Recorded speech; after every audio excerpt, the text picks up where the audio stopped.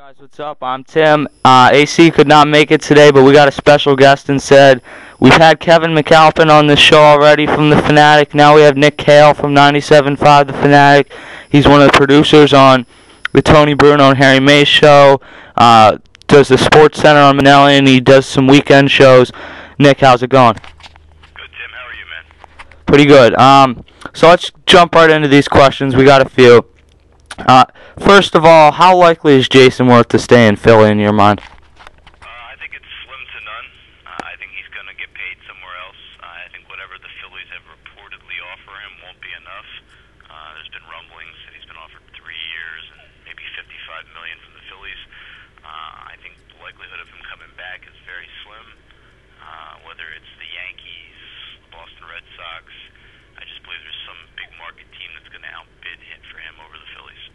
Yeah, I agree. I'm not sure how high Werth is really, how high you should go to keep Werth, because I think he's a good player, but I'm not sure how great he is. And going to the next question, would you trade Jayson Werth to keep Chase Utley? Because I wouldn't. No, I would not either. And getting back to Werth, I don't know if he's a $20 million a year player.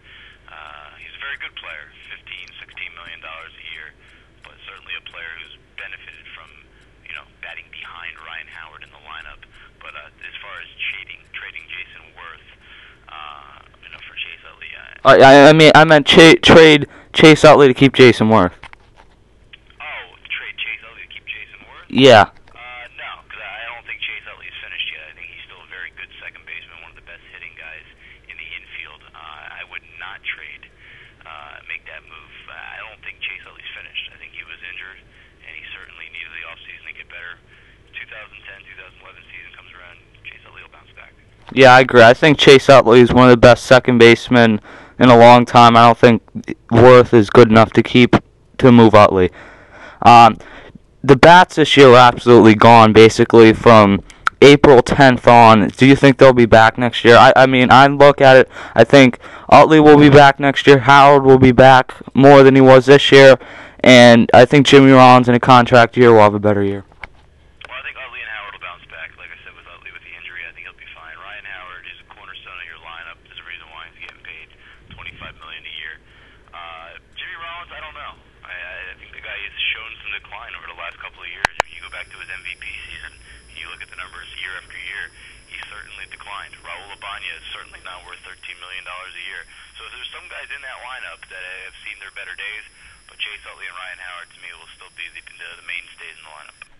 Yeah. All right, switching gears to the Eagles here a little bit.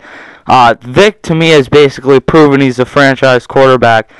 I think basically you can keep Cobb next year and have him as a backup. I don't really see any reason to trade him because I don't know if he has enough value. And if Vick gets hurt, I think he's a good backup. What do you think?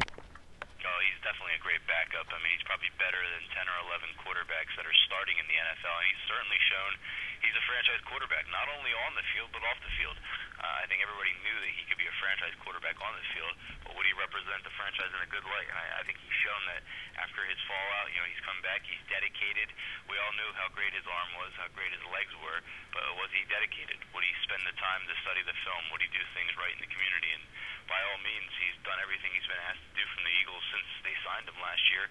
And I see no reason to believe that he's not a franchise quarterback moving forward. I think the one thing that we're going to see over the next 5 or 6 weeks, if he can stay healthy and finish out the season and play almost at a high enough level that he's playing at right now. He doesn't have to keep playing at our MVP level, but certainly an above average level. I think the Eagles are going to commit to this guy long term. It'd be foolish to let him go. And the guy's, he's 30, 31 years old, but you know what? The guy missed 2 years.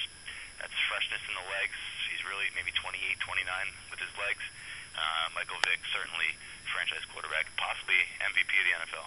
Yeah, and with the new ability to throw, it doesn't really matter if he's 30 or 31. He could still have 4 or 5 more solid years. Because if you look at it, when he was in Atlanta, what was his game? Look for the first option. If option A wasn't open, he would take off and run. Now he goes through his progressions and his reads. He looks for options 1, 2, 3. Then if it's not open, takes off and run. But just has to find a way to slide and get out of bounds. Can't take the unnecessary hit. Yeah, and people rip Andy Reid a lot, but I think him and Marty Morningway have really done a solid job getting Vick to the point where he can throw, where he goes through his progressions and does everything the right way. So now some Sixers talk. Evan Turner, so far he hasn't been anything real special. Do you think that they made the wrong decision with Turner? I don't know if they made the wrong decision. If John Wall was the first pick, you couldn't get him. I think Evan Turner was the best player available. I'm still not sold on guys like DeMarcus Cousins. He's playing nice. The guy has an attitude problem. I mean, if I'm just making a guess, DeMarcus Cousins could be a guy 4 years from now decides to mail it in with a guaranteed contract, get fat and lazy. Could be the next Antoine Walker for all we know. I think Evan Turner is not a flashy player, but I think you give Evan Turner time, he'll be a serviceable player in the NBA. You're going to look at maybe 14, 15 points a game, 6 or 7 rebounds, a couple assists. He's not as flashy, doesn't have the the sex appeal of John Wall, but you know what? He's going to be a decent player, and you just got to give him some time. And the guy who basically is all flash and no shot, Andre Iguodala.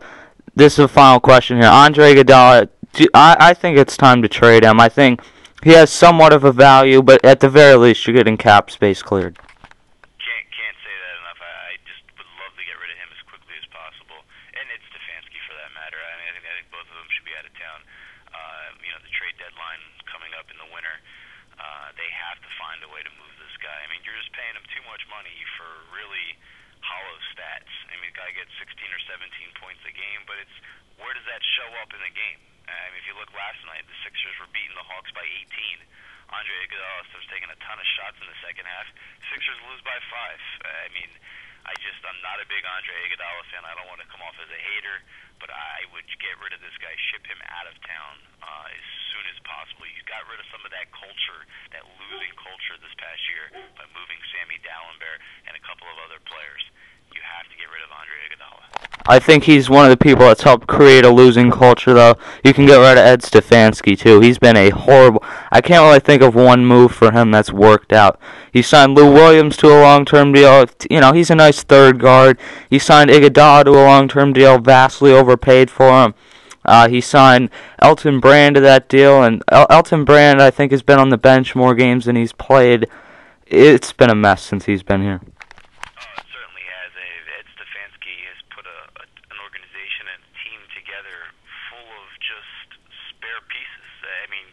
Identify exactly what these players are. Lou Williams, is he a real point guard? Is he more of a scoring point guard?